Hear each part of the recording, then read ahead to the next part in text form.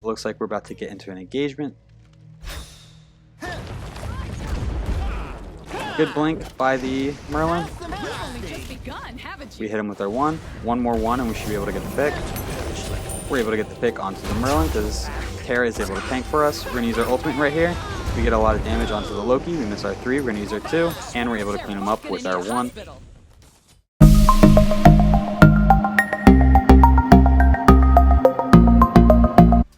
What a do, Scooby-Doo, it's your boy SeanyB Gaming, and today we have a viewer request to play Hebo in jungle. If you are new to the channel, I upload 6 to 7 times a week. I add some commentary to a game that I've already played with the intention of seeing what went right and what went wrong, and hopefully there's something that we can learn together.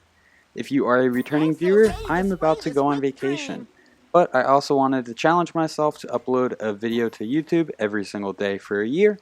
So in an effort to keep on that goal, I pre-recorded 9 videos for this upcoming week. And this video is video 1 of 9 that are pre-recorded. Some of the videos are going to happen after this upcoming patch, and they will be gameplay from before the patch, and I will be back at the end of next weekend. But let's go ahead and jump into Hebo and Hebo's abilities. With Hebo's abilities, Hebo's 1 is his water cannon. It's going to be a short cone attack that has a really short cooldown. This ability does a lot of damage. Hebo's 2, he's going to make a water carpet that's going to speed up allies and slow down enemies that walk on it. It's going to have a lifetime of 7 seconds. Hebo's 3, he's going to cast a small circle that's going to knock up enemies and deal damage. Hebo's ultimate, he's going to turn into a wave and dash forward, dealing damage to all enemies. And Hebo's passive, each time Hebo uses an ability, he's going to gain 5% magical power, and that can stack up to 3 times, and it has a duration of 5 seconds. I love Hebo's kit, nice and simple. So there's a couple of things I feel like we need to address at the beginning of this game. The first thing being that our solo laner did not come to blue. I kind of panicked, didn't know what to do, so I went and hit the Harpies, and now I'm heading to mid. I think it would have been beneficial for me to go from speed to blue and then Harpies, even if Chalk were to miss that XP. We also have a Terra in mid, so we did a little bit of role swapping. I think we had 4 people playing together, and somehow our mid got confused, thought they were supposed to be support, and now we have a Terra mid. So in terms of the start, we're going to be building the Assassin's Blessing, and then we're going to be building into the tier 1 of Bancroft's Talon. After that, we're going to go into the Lifesteal Boots. Loki's here, we're able to get the knockup, we use our 1, get a little bit of damage onto him. We do have minions trying to damage us, so we're going to peel back just a little bit, hide behind our minion wave. Looks like Loki's going for their red, so we should be able to get our red. The problem with Terra is she doesn't have any lane clear early on, or her lane clear is not the best early on. So we're going to help her out with this lane management. We stuck around for 2 waves before trying to rotate to the red. It looks like she's going to stay, which means we're going to have to hit this red buff all by ourselves, and we do not have a lot of mana. We're going to focus on killing one small. The Jungler's Blessing makes it to where whenever you kill a jungle camp, you're going to regain some health and mana. Right now I'm damaging the large minion. Once I get him to his super threshold where he starts attacking fast, I'm going to try to use my ability, get the small minion, able to drop the red buff, and we're going to go ahead and back because we don't have the health or mana to really do anything. Our speed is also about to be up. We unfortunately do not have enough money for the tier 2 version of boots. That would have been ideal. However, we do not want to miss our rotation, so we're going to go back, pick up boots that we can afford, and start on speed. With Hebo, his 1 has such a short cooldown that we're going to want to max this ability first. Then we're going to want to max out our 3, put points into our ultimate whenever we can, and then max out our 2. We're going to hit the jungle shrine. Chalk says he wants the jungle buff, so we're going to head over there and hit it for him. He's going against the tier. We probably won't be able to do a whole lot against tier until we have a few items online. Hebo does not have the strongest early game, and I feel like he burns through a lot of mana. Take this jungle buff. We drop blue for Chalk. We're going to move to the Harpies. Merlin's in mid, bullying Terra. We might be able to do something to him. We do have our water carpet for this engagement. We're going to blink on him, use our 1. Hopefully we can get him to use his blink. We use our 1 again, we get him to use our blink, but we were on cooldown, and he was pretty far back in his lane. We hear Loki go invisible. He's on the Terra. We're going to knock up the Loki, put a point into our ultimate. We use our 1. We probably could have ulted him right there. That would have put us in a position to use our 1 again, and we could have gotten a pick. Terra's able to get a stun. So unfortunately, the enemy team has already gotten the first blood. The first blood is going to grant whoever gets it an additional 500 gold. We're just going to heal up with Terra. Loki's here. We have our ultimate. And now we're out of mana, so we can't use our ultimate. We would have been way better off using our ultimate right there to get some damage than any of our other abilities. Hebo's ultimate does so much damage. We're going to even rotate left just with the hopes that we can use our ultimate right here and get a pick onto somebody. The churn is very weak. Looks like he's going to make it back to tower. We don't have enough mana, and we probably won't before they back. We're going to try to get a pick on the turn. We dove in tower, we get stunned. That was totally not worth it. The only situation where that would have been worth it is if we were going for first blood. Even then, it's a little bit iffy. All in all, pretty bad play right there, but we're going to clean it up. It's going to be nothing but smooth mechanics from here. We're going to head to our speed buff. We now have the lifesteal boots online. That's going to give us a little bit of a power spike. Plus, we're going to start putting points into our 1 more often. So our 1's going to hit pretty hard pretty soon.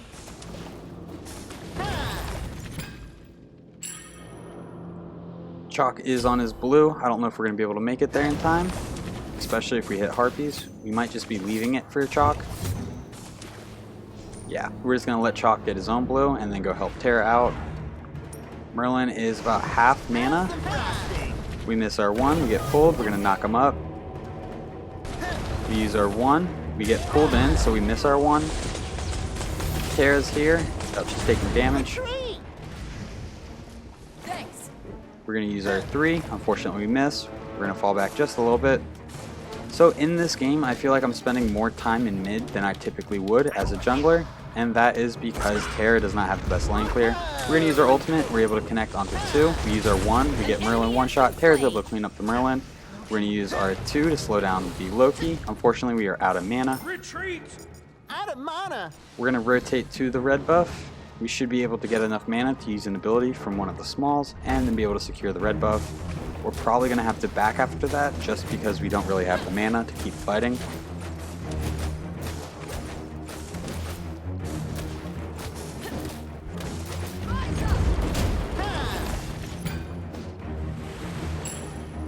We're going to go ahead and back.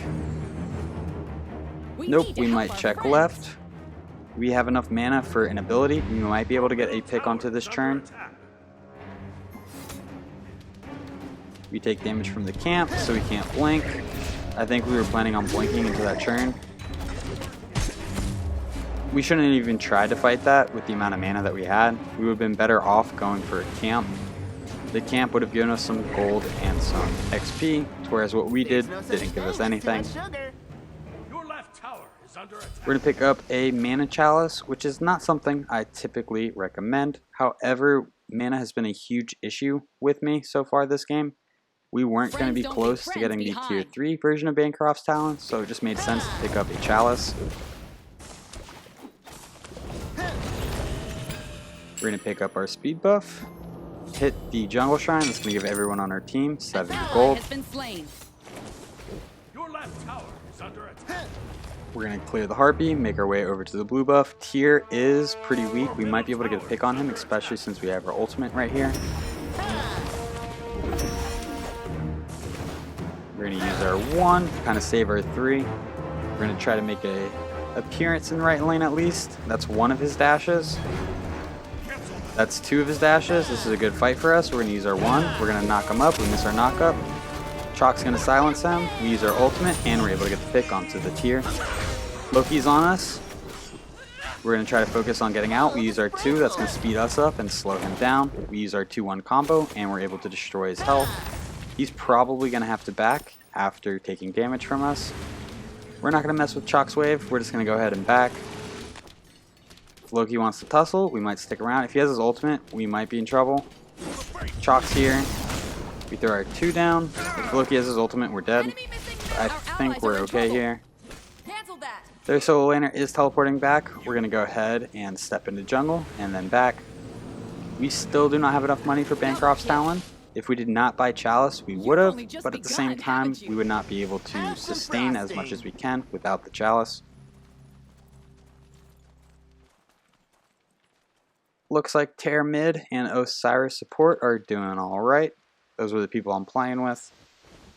Loki's on the Terra. We're going to see if we can make a rotation, help out mid a little bit. We do want to drop red at some point, but I think helping out Terra is going to be more important right here. We use R2, get our increased movement speed. He dodges our knockup. That's a good stun by the Terra. We use R1 and we should be able to get the pick right here. Very nice. So we were able to get a pick because we skipped going for red. Now we can go for red with our Terra. We were thinking about making a hard rotation over to left, but we're going to drop the red first. Smite, Conquest is a game that is purely about who can farm the most. Getting kills in the early game is nice, it's fun, but it doesn't level you up the fastest. We use our 1 to get both.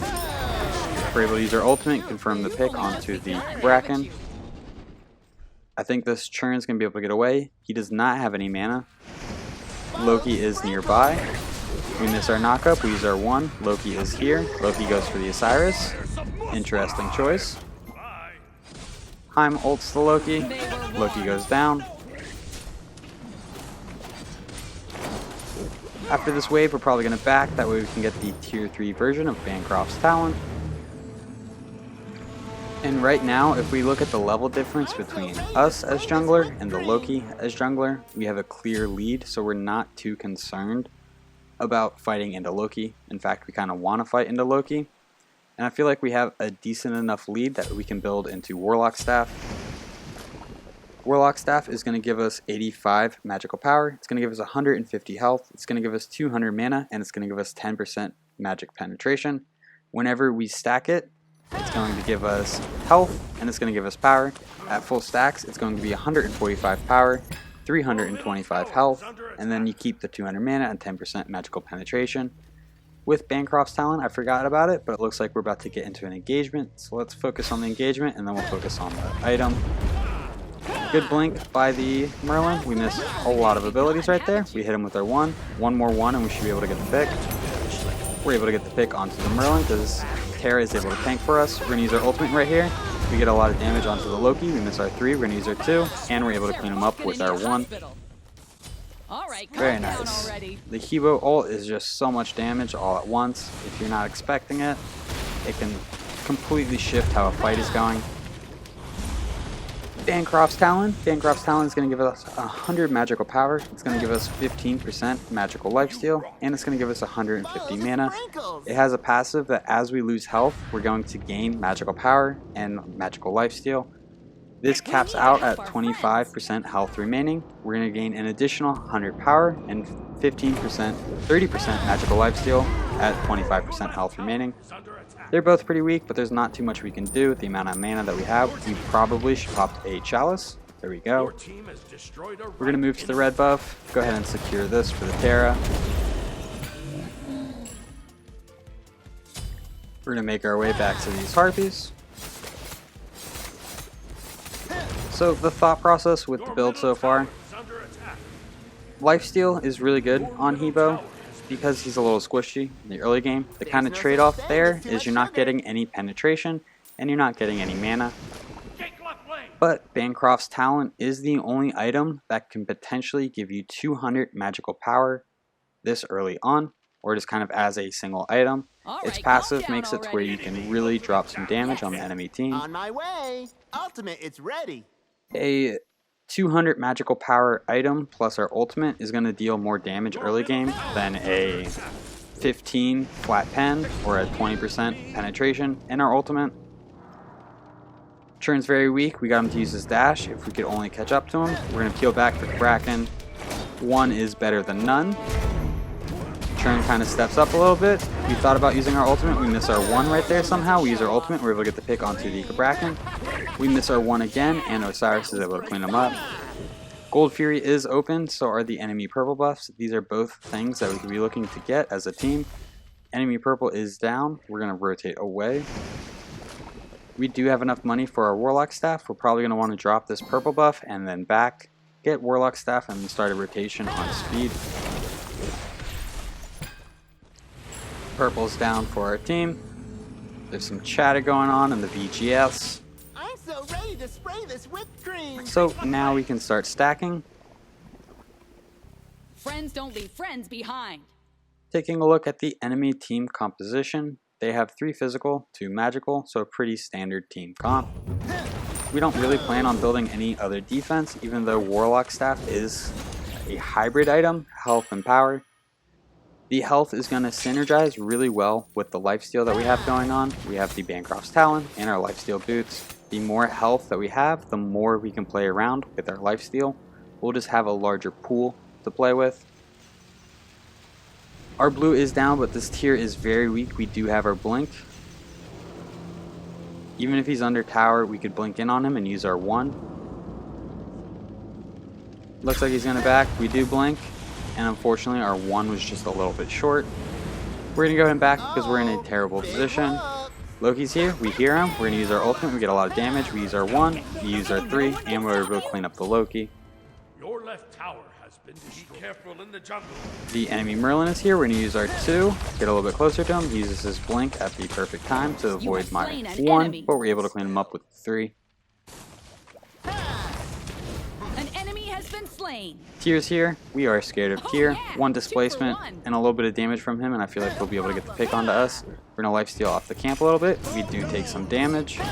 We use our 1. We're going to have to fall back a little bit right here.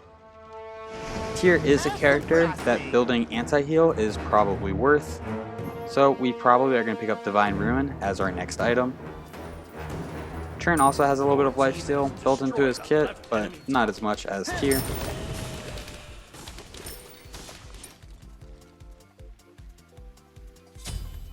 We're going to rotate right, hit the blue buff after we hit these harpies. Chalk has that lane pretty far pushed up. I'm surprised our team hasn't gone for any objectives so far this map. There have definitely been times where we could have. We're going to go ahead and drop the blue buff. Looks like there's a little bit of a fight going on left. Tier is all the way over in left. He should be over in right. Chalk should be able to get that tower. We're going to stick around, get our speed buff, and then try to rotate to the team fight. There's no farm for us really on the right side of the map, but on the left side of the map we could get red and help out with the team fight. We're going to leave the middle wave of minions to the Terra. We can catch Merlin right here. We use our 1. We're able to secure our red buff. We use our 2 to get these slow onto Merlin and increase our movement speed. Terra uses her ultimate. We're going to receive a heal from it. We're able to use our ultimate. We get the pick onto the Merlin. We're going to use our 1. We're able to get some damage off. Tier's rotating in. Nope, Churn's rotating in. We're going to fall back just a little bit. Bracken's pretty weak. We're able to get some follow-up damage onto him and get the Heimdall a pick. Churn's running away. Looks like we won the team fight. We're going to go ahead and drop Oracles as our prize, even though we probably could have dropped Gold Fury as our prize right there.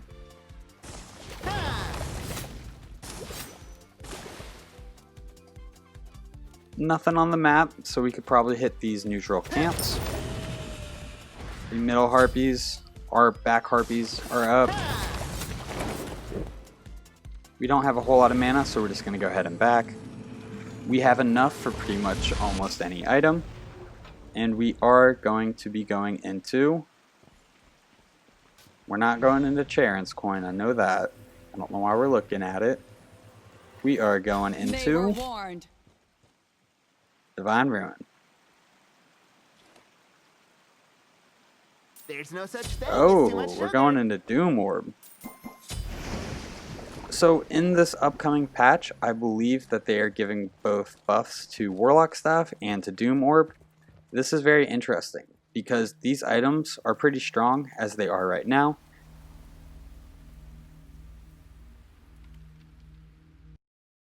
Doom Orb is going to be picked up a little bit more, so that means that your mages are going to be a little bit faster.